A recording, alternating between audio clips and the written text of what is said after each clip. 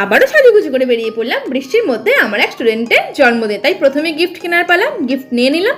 আর এই যে আমার স্টুডেন্ট লাল গেঞ্জি পরাটা দেখো, নাচতেই ব্যস্ত, আর গিফটটা দিয়েও দিলাম আর হ্যাপি বার্থডে উইশ করে দিলাম। প্রথমে কোল্ড ড্রিঙ্কস খেয়ে নিলাম, আর অর্জিৎ বাবু তো একেবারে কেক কাটার জন্য বন্ধু বান্ধব নিয়ে রেডি। আর এই যে কেক কাটার পালা, এবারে সবাই হাততালি দিয়ে উইশ করলাম আর ও কেক কেটে নিল।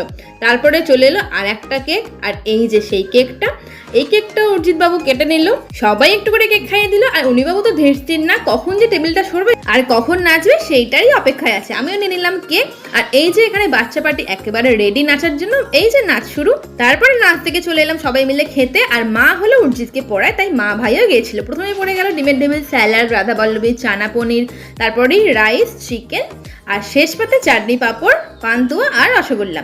আর বেরিয়ে দেখি আমাদের অর্জিৎ বাবু তার বন্ধু বান্ধবরা খেতে বসে গেছে। যাই হোক, অর্জিৎকে আর রিঙ্কুদিকে টাটা বলে আনারস কিনে চলে এলাম বাড়ি। নেক্সট ব্লগে আবার দেখা হবে, ততক্ষণের জন্য টাটা।